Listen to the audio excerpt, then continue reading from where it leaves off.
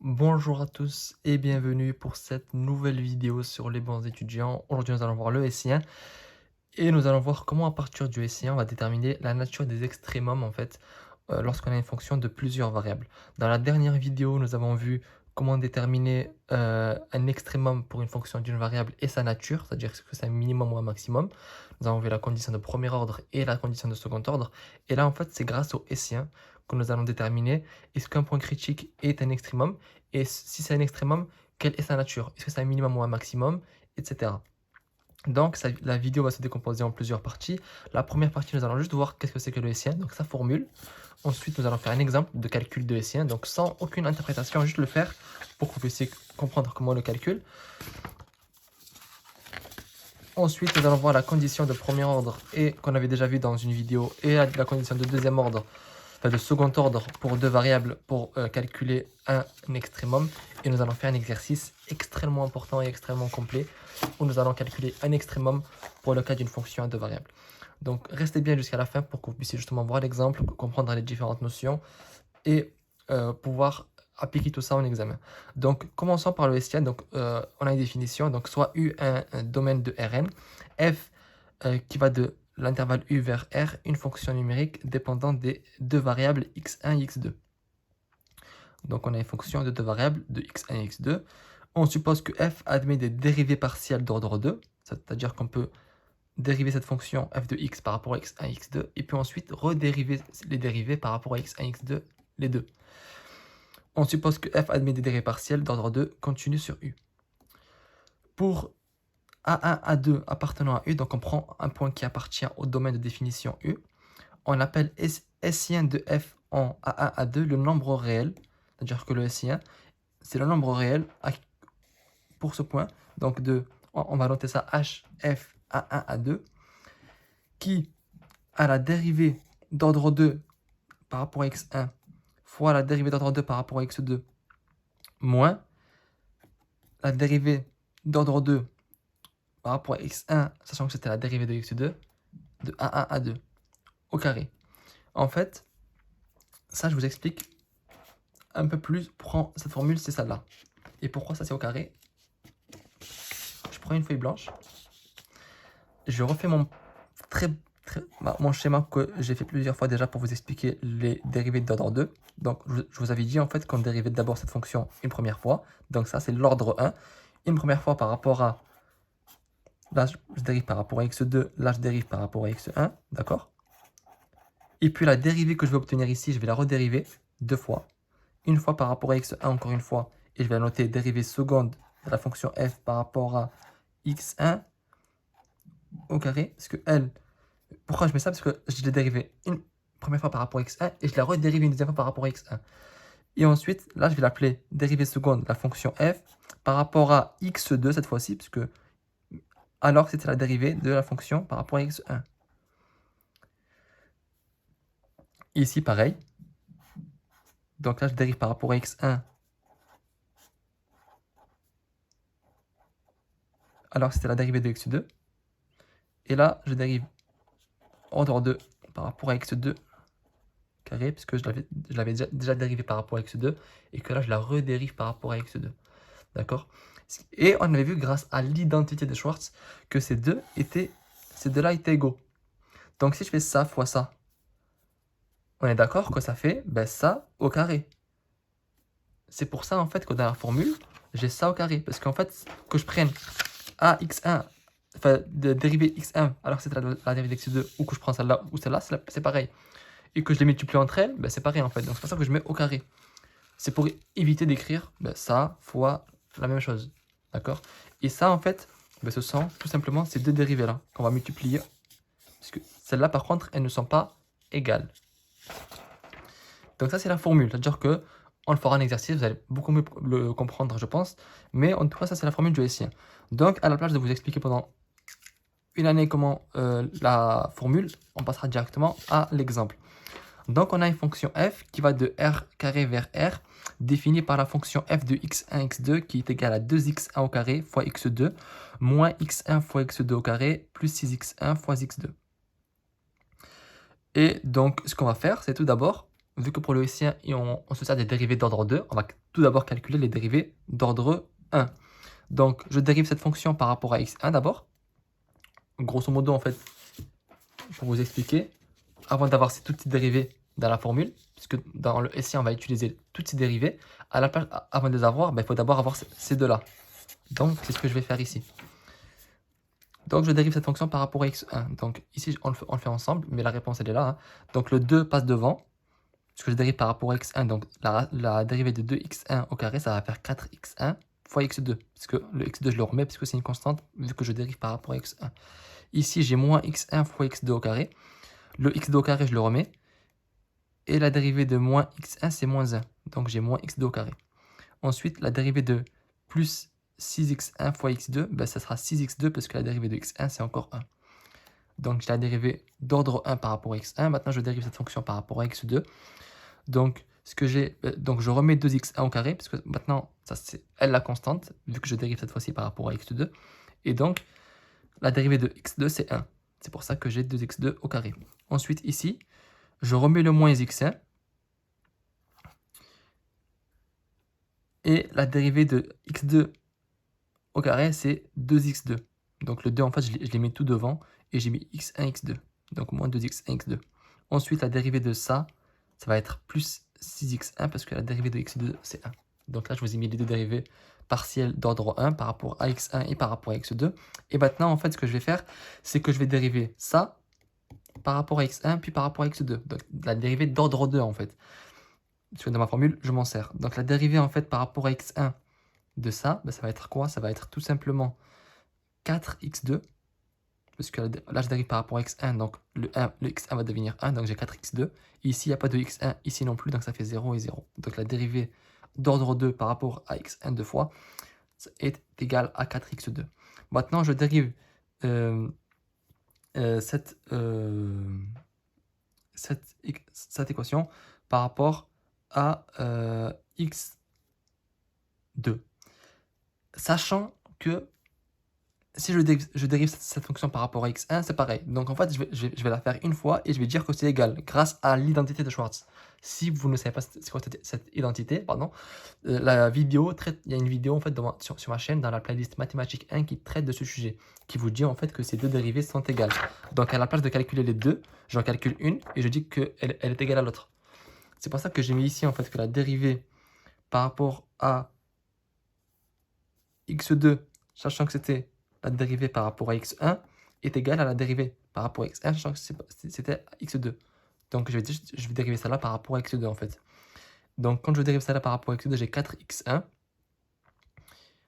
moins, tout simplement ici, x2 puissance 2. Quand je dérive par rapport à x2, j'ai 2x2. Ici, j'ai 6. D'accord? Je vous répète, ici j'ai dérivé cette fonction par rapport à x1, ici je dérive cette fonction par rapport à x2. Et je dis en fait que ça serait égal en fait que si je dérivais cette fonction à x1, grâce à l'identité de Schwartz. Et vous pouvez le vérifier, si vous dérivez cette fonction par rapport à x1, vous allez avoir 4x1 moins 2x2 plus 6. D'accord? C'est pour ça qu'on dit qu'elles sont égales grâce à l'identité de Schwartz. Ensuite, je dérive cette fonction par rapport à x2. En fait, là, j'ai ces trois dérivées, je les ai calculées en fait, ces trois, et il me reste plus que celle-là, qui est ici. Donc, je dérive en fait ça par rapport à x2. Ici, ça me fait 0. Ici, ça va me faire moins 2x1. Ici, ça va me faire 0. Parce qu'il n'y a pas de x2. Ici, non plus. Ici, non plus. Donc, la dérivée de ça par rapport à x2, ça sera moins 2x1. Donc là, en fait, j'ai mes différentes valeurs, enfin mes 3 valeurs que j'ai besoin. Et mes 4 dérivées, je les ai calculées. Ici, en fait, ce qu'il me faut, c'est 3 valeurs. Cette dérivée et cette dérivée. Donc, maintenant que j'ai toutes ces valeurs, je remplace dans la formule, tout simplement. Donc, le hessien de f en un point A1, A2. Et donc, à la place, en fait, d'écrire ces dérivées avec un x, je mets juste, pour x1, je mets A1, et pour x2, je mets A2. Donc, là, par exemple, ça va s'écrire A2. C'est pour ça que j'ai écrit 4A2, à la place d'écrire 4x2. Parce qu'on vous dit en un point A1, A2. Là, en fait, c'était la dérivée en un point x1, x2. Mais là, A1, A2, bon, là, c'est juste x1, x2 par A1 et A2. Il faut le remplacer dans votre formule. Donc là, vous avez, dans la formule, on vous disait que la formule, c'était quoi? C'était la dérivée par rapport à x1 carré.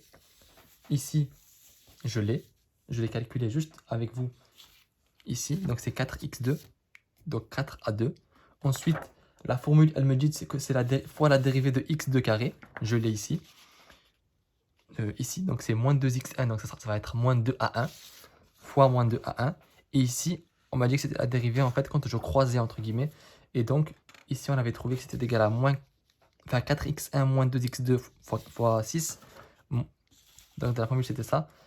Et je mets la formule, et ça, c'était au carré, dans ma formule. La formule, elle est ici, donc c'était au carré. Donc, une fois que j'ai ça, c'est mon S1. Je l'ai calculé, j'ai fini. Maintenant, si vous avez une valeur pour le point A1, A2, par exemple, le S1 pour le point moins 1, 2, je remplace A2 par 2 et moins 1 par A1 par moins 1. Puisque ici, en fait, c'est comme si c'était x2. Donc là, en fait, dans ces coordonnées, en fait, A1 c'est à gauche, A2 c'est à droite, toujours. Parce que vous le savez, x1 à gauche, x2 à droite. Là, c'est pareil, A1 à gauche, A1 à droite. Donc les A2, je les remplace par 2 et les A1, je les remplace par 1. Donc j'ai 4 fois 2 fois moins 2 fois moins 1, moins 4 fois moins 1 fois 4 fois moins 1, moins 2 fois 2 plus 6 au carré. Donc ça, vous le faites. Ici, ça va faire 8. Ici, ça va faire 2, puisque moins et moins, ça fait 2. Donc ça va faire 8 fois 2, moins. Ici, ça va faire moins 2 au carré. Faites le calcul, vous allez voir. Ici, j'ai 4 fois moins 1, ça fait moins 4. Moins 4. Moins. Je vous rappelle que ça passe avant. D'accord? Donc j'ai 4 fois moins 1, moins 4. Moins 2 fois 2. Moins 4, ça fait moins 8. Plus 6, ça fait moins 2. Donc ça me fait moins 2 au carré. Et donc ça, si vous le faites, du coup, c'est très simple. Moins 2. 8 fois 2, ça fait 16. 16 moins 4, parce que ici, moins 2 au carré, ça va faire 4. Ça me fait 12. Donc mon S1 au point moins 1, 2, c'est 12. Donc là, en fait, on a juste vu comment on calcule le S1. Donc il n'y a aucun rapport avec les extrémums, d'accord? Mais maintenant, vous savez comment on le calcule. C'est-à-dire qu'après, quand on va l'utiliser, vous saurez comment faire. Donc je répète, première étape, vous dérivez. Première étape, dérivé ordre 1. Deuxième étape, dérivé ordre 2. Et ensuite, formule.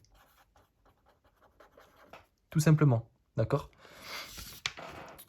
Maintenant, on va passer au fait qu'on va utiliser le SI1 pour justement par rapport aux extrémums d'une fonction de plusieurs variables, de deux variables. Donc, on a ça, on l'avait vu dans la vidéo sur les points critiques, c'est-à-dire qu'on avait dit qu'un point critique, c'était les extrémums étaient à chercher dans les points critiques. Donc, la définition, elle est ici. Donc, soit U1 ouvert de Rn, une fonction admettant des dérivées partielles d'ordre 1 sur U. Si f admet un extrémum local en A, alors A est un point critique de f. C'est-à-dire que un point critique, je pense que vous savez ce que c'est, puisque normalement vous avez vu ma vidéo sur le point critique avant de regarder celle-là. Mais un point critique, en gros, c'est une valeur qui annule les dérivées. C'est pas en gros, c'est vraiment ça en fait. En fait, un point critique au point A, c'est-à-dire que la dérivée, elle s'annule. Dans la dernière vidéo, nous avons vu par rapport à une variable, ça veut dire que la dérivée de f' de x est égale à 0. Et dans le cas de deux variables, donc dans notre cas à nous, on avait deux dérivées, donc par rapport à x1 et par rapport à x2, et il faut que ces deux dérivées-là soient annulées au point A, pour que ce soit un point critique. Bon, ça c'était un rappel sur le point critique. Maintenant, pour revenir au fait qu'on parle d'extrémum, un extrémum c'est forcément un point critique. Par contre, un point critique n'est pas un extrémum. C'est ce qui est écrit ici. La proposition ci-dessus nous dit que sur un ouvert de U, les extrémas locaux, donc tous les extrémas, que ce soit un maximum ou un minimum local, de F, sont à chercher parmi les points critiques. Par contre, un élément de A de U peut bien être un point critique de F sans que F n'admette un extréma local en un point. Enfin, en ce point-là, d'accord? Là, ce qu'on vous précise, c'est que tous les extrémas, donc un maximum local ou un minimum local, c'est forcément un point critique. Par contre, tous les points critiques ne sont pas des extrémums. La condition de second ordre, là j'ai mis un P mais c'est S, la condition de second ordre, c'est quoi? C'est que soit f, une fonction qui est définie sur un intervalle u vers r, une fonction définie sur un domaine u, du plan tel que les dérivées partielles d'ordre 2 de f existent et sont continues sur u. Supposons que le point A1, A2 appartenant à u est un point critique. Donc là, on sait que le point A1, A2 est un point critique de f. Et on va noter Sien de f de A1, A2. Donc là, le Sien d'un point critique, entre guillemets, les Siens de f en A1, A2. Le Sien, pardon. Si h de f, donc le Sien de f au point A1, A2 est positif, et que la somme de ces dérivés, donc par rapport à x1 deux fois et par rapport à x2 deux fois, donc là c'est les dérivés de second ordre, sont elles-mêmes positives, alors f admet un minimum local. Ça, de toute façon, juste après, on le fait en exercice pour que vous puissiez comprendre. Mais attention à bien retenir ce théorème. C'est-à-dire que vous devez calculer le Sien au point critique. S'il est positif, donc il doit être positif, et il faut également que la somme de ces dérivés, ces deux-là, soit positive. Alors, c'est un minimum local. Si le Sien de f au point A1, A2 est positif, donc il doit aussi être positif, mais cette fois-ci que la somme de ces deux dérivés est négative, alors f admet un maximum local en A1, A2. Si le Sien est négatif, dans ce cas, il n'y a pas d'extrémum local en A, A2. D'accord? Ça, en fait, ça devrait vous rappeler quelque chose. Dans la dernière vidéo, pour les fonctions d'une variable, on avait vu en fait que c'était par rapport à f'. Donc, si je vais essayer de retrouver la feuille ici. Voilà, on a vu ça. C'est-à-dire que pour une variable, c'était pas si f' et ça, je pense aussi au lycée, vous l'avez vu. Si f' de a est plus grand que 0, c'est un minimum. Si inférieur à 0, c'est un maximum. Ben là, entre guillemets, c'est presque pareil, sauf qu'il y a des conditions en plus. Le Sien, entre guillemets, c'est comme si c'était la dérivée. Même si c'est pas la dérivée, on l'a vu. Hein. Il faut que dans tous les cas, si c'est un extrémum, que le Sien soit positif. Et ensuite, pour déterminer si c'est un maximum ou un minimum, si c'est un minimum, la somme des dérivés, elle est positive. Si c'est un maximum, la somme des dérivés est négative. Donc, passons à l'exemple. On a une fonction f qui va des r carré vers les réels, définie par f de xy est égal à 2x au carré fois y moins x fois y au carré plus 6 fois xy. Donc ici, on va montrer, donc on nous pose la question, on nous demande de montrer que le point moins 1, 2 est un point critique de f et déterminer la nature de ce point. Donc il y a deux questions dans une seule.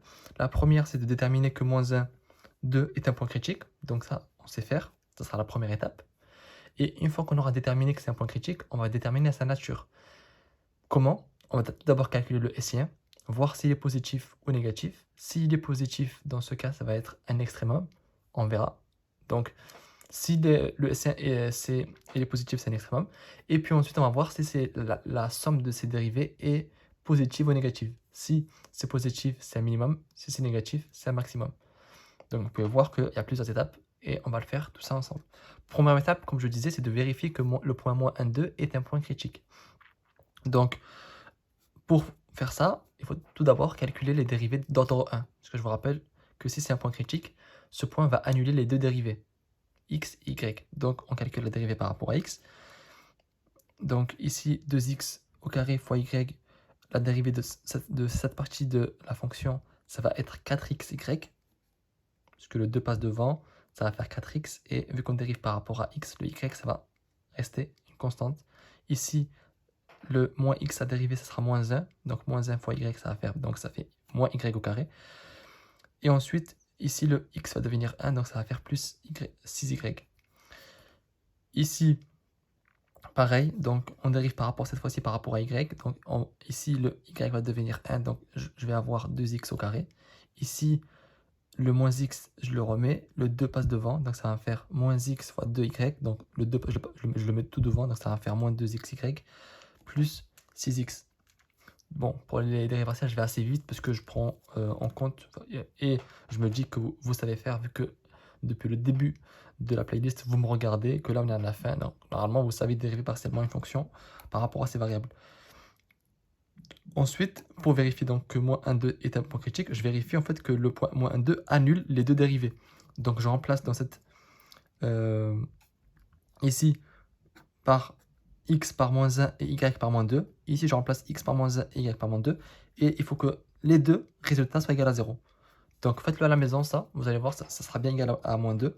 Enfin, ça sera bien égal à 0, pardon. Donc, je répète, vous devez remplacer le x. Enfin, ici, en fait, le x, à la place de dire que c'est la dérivée de x, y, vous dites que la dérivée c'est moins 1, 2. Et vous remplacez le x par moins 1 et le y par 2. Et ici, pareil, le x par moins 1 et le y par moins 2. Vous allez voir que les deux dérivés, pour ce point, sont égales à 0. Donc, moins 1, 2 est un point critique de f. D'accord ? Ensuite, la deuxième étape, c'est de déterminer la nature de ce point critique. Pour ça, je vais calculer le hessien de f en un point x0, y0. Tout à l'heure, c'était A0 et A1. Là, c'est x0, y0. Donc, je rappelle que les deux dérivés d'ordre 1, c'est celle-là, parce que je vais les utiliser, donc je n'ai pas voulu les mettre sur l'autre feuille, à chaque fois vous montrer la feuille, etc. Donc, je les ai réécrits. Et donc, là, je vais redériver, en fait, comme tout à l'heure, ça. Donc, je vais faire les dérivés d'ordre 2. Donc, c'est ce que je vais faire. Ici, je le dérive par rapport à x, celle-là. Donc, ça va faire tout simplement 4y, parce que le x va devenir 1. Et ensuite, vu qu'il n'y a plus de x, donc ça fait 0 et 0. Donc, la dérivée de cette fonction par rapport à x, ça sera 4y. Ensuite, je dérive ça par rapport à x2, par rapport à y, pardon. Ben, j'ai trop d'habitude. Donc, par rapport à y, je dérive ça. Donc, ça va me faire 4x moins 2y plus 6. Et ça sert à rien après de dériver ça là par rapport à x1. Je vous rappelle que grâce à l'identité de Schwartz, les deux sont égaux. Donc, pour calculer le hessien, vous calculez juste soit celle-là par rapport à x2, par rapport à y, soit celle-là par rapport à x. Ça sert à rien de faire les deux. Vous allez voir qu'à la fin, vous allez trouver la même chose. Donc, vous dérivez qu'une seule fois le croisé. Ensuite, je dérive celle-là par rapport, du coup, à y. En plus, à chaque fois, ici, j'ai mis quoi? Ici, j'ai mis x2. Alors, ici, c'est y au carré. Bon, c'est qu'une question d'habitude. C'est pas grave. Donc, ici, vous dérivez celle-là par rapport à y. Et on trouve que c'est égal à moins 2x. D'accord? Ici, ça fait 0, ça fait 0. Et donc, ici, ce qui me reste, ce sera juste moins 2x. Donc, ici, je calcule mon hessien. Donc, je vous rappelle que c'est cette dérivée fois cette dérivée. Donc, 4y moins fois moins 2x. 4y fois moins 2x. Moins cette dérivée au carré. 4x moins 2y plus 6 au carré. Donc, ça c'est mon hessien pour la fonction f. Et ensuite, je le fais pour le point moins 1, 2. Donc, je remplace ici les y par 2 et les x par moins 1. Donc, ça va faire ici 4 fois y, ça va faire 4 fois 2, ça va me faire 8. Ici, ça va faire moins 2 fois moins 1, ça va faire 2, puisque moins et moins, ça fait plus. Donc, ici, ça va faire grosso modo 16. Hein. Ensuite, ici, moins 4 fois moins 1, ça va me faire moins... Enfin, 4 fois moins 1, ça va faire 4. Moins 4. Moins 2 fois 2, ça va faire moins 4 fois moins 4, ça fait combien? Ça fait moins 8, plus 6, ça va faire moins 2. Moins 2 au carré. Ça va faire 4. Donc, c'est pour ça que j'ai écrit ici c'est que c'est 16 moins 4. Et c'est 12 plus grand que 0. Donc, première chose, je sais que mon point critique, ça va être un point critique extrêmement. C'est-à-dire que ça ne sera pas un point critique lambda, entre guillemets. Ce sera un point critique où on aura un extrémum. Maintenant, il faut encore déterminer quel sera l'extrémum. Pour ça, en fait, vous devez faire la somme de ces deux